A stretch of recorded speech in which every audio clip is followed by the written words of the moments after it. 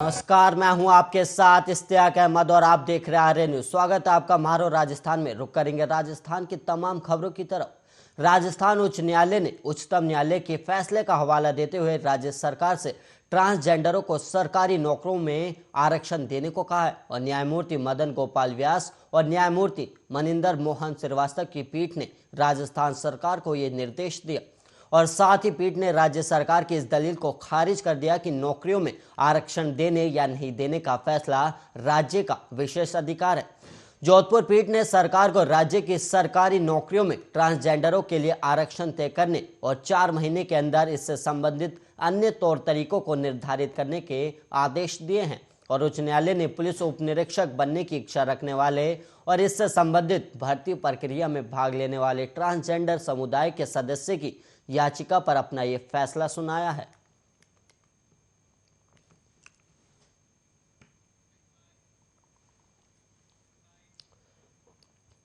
और वहीं REET paper leak मामले की सीबीआई जांच की मांग को लेकर आज विधानसभा का घेराव करने पहुंचे बीजेपी कार्यकर्ताओं ने बैरिकेड्स उखाड़ दिए और वहीं पुलिस से धक्का मुक्की की भी वारदात सामने आई और वहीं पुलिस ने प्रदर्शनकारियों को रोकने के लिए वाटर कैनन से पानी की बौछार भी की और विरोध प्रदर्शन की अगुवाई बीजेपी प्रदेश अध्यक्ष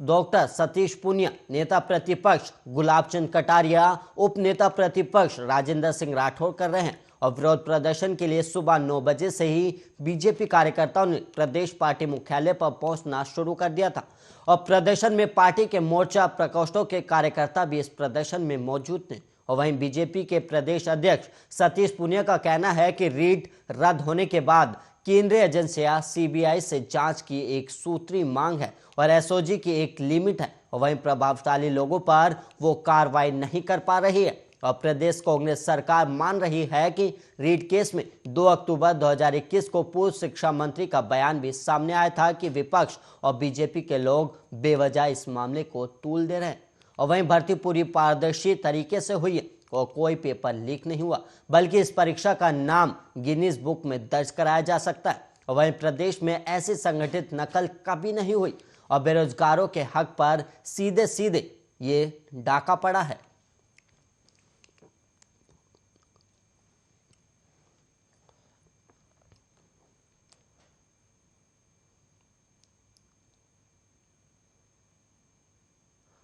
और वहीं बढ़ेंगे अगली खबर की ओर, जहां पर पैरा टीचर सहित संविदा कर्मियों को नियमित करने के सवाल पर मुख्यमंत्री अशोक गहलोत के सलाहकार और निर्दलीय विधायक संयम ने विधानसभा में शिक्षा मंत्री बीडी कल्ला को घेर लिया है और पैरा टीचर से जुड़े सवाल के जवाब में शिक्षा मंत्री बीडी कल्ला ने कहा कि पैरा टीचर्स पहले की तरह ही काम कर रहे हैं और इन्हें संविदा कर्मी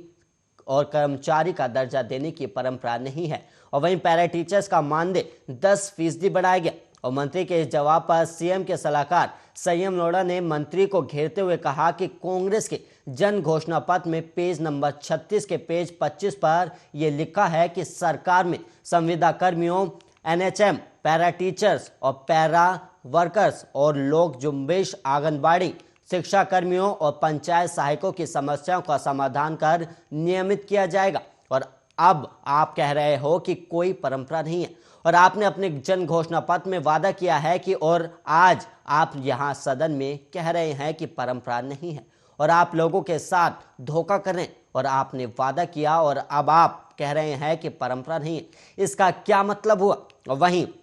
लोढ़ा ने आगे कहा कि और निशाना साधते हुए कहा कि आप कैबिनेट सब कैबिनेटी के अध्यक्ष थे और आपको ये पता नहीं है कि घोषणा पत्र में क्या लिखा हुआ था।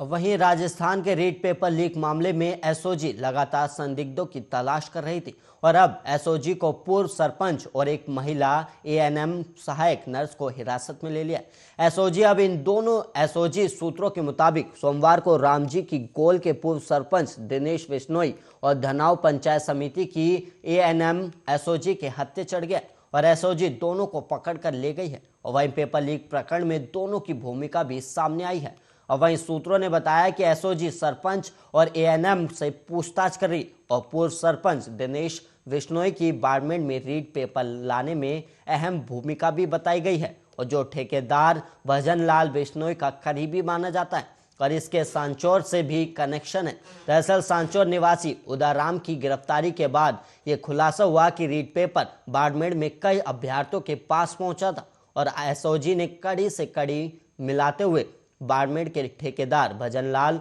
और उसकी भतीजी को गिरफ्तार किया था। और वहीं इसके बाद से ठेकेदार भजनलाल के कनेक्शन वाले सभी लोग अंडरग्राउंड हो गए थे और एसओजी ने 5 फरवरी को सांचौर में 3 जिलों की पुलिस के साथ 3 घंटे मीटिंग की और उसके बाद से अंडरग्राउंड आरोपियों को पकड़ने के लिए सर्च ऑपरेशन भी चलाया था।